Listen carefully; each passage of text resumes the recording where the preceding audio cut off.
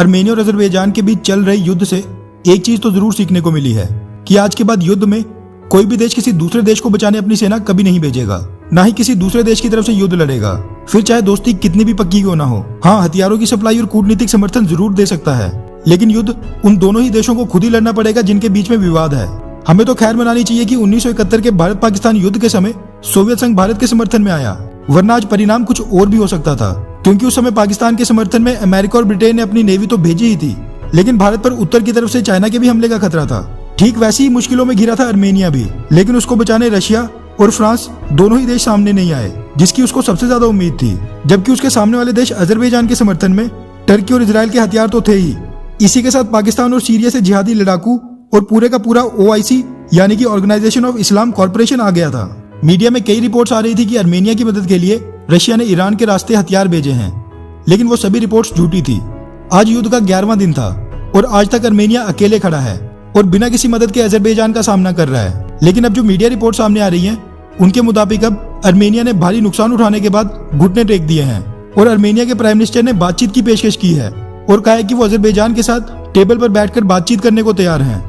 नुकसान अजरबैजान का भी हुआ था, लेकिन उसके पास कई देशों का समर्थन था। हालांकि पूरी तरह युद्ध आज भी नहीं रुका है और अभी भी इक्का दुक्का छोटे मोटे हमले चल रहे हैं। इसी बीच अब रशिया से ये खबर मिल रही है कि रशिया ने अब आर्मेनिया और अजरबैजान के युद्ध के बीच में कूदने का फैसला ले लिया है और अब रशिया के प्राइम मिनिस्टर मिखेल मिशुतिन आर्मेनिया के दौरे पर जा रहे हैं और इस हाई प्रोफाइल विजिट का असली मकसद आर्मेनिया और अजरबैजान के बीच शांति समझौता करवाना है। रशिया में प्रेसिडेंट के बाद प्राइम मिनिस्टर का पद काफी बड़ा माना जाता है, इसलिए इस मीटिंग को भी काफी अहम माना जा रहा है। पिछले कुछ दिनों से आर्मेनिया की किसी भी तरह की सैन्य मदद न करने पर रशिया की पूरी दुनिया में कड़ी आलोचना हो रही थी, जिसको देखते हुए पिछले ही कल व्लादिमीर पुतिन ने एक बयान जारी किया था और उन्होंने कहा था कि वो CSTO ट्रीटी के तहत आर्मेनिया की सुरक्षा के लिए जरूर आएंगे, लेकिन तभी अगर हमला आर्मेनिया की धरती पर होता है।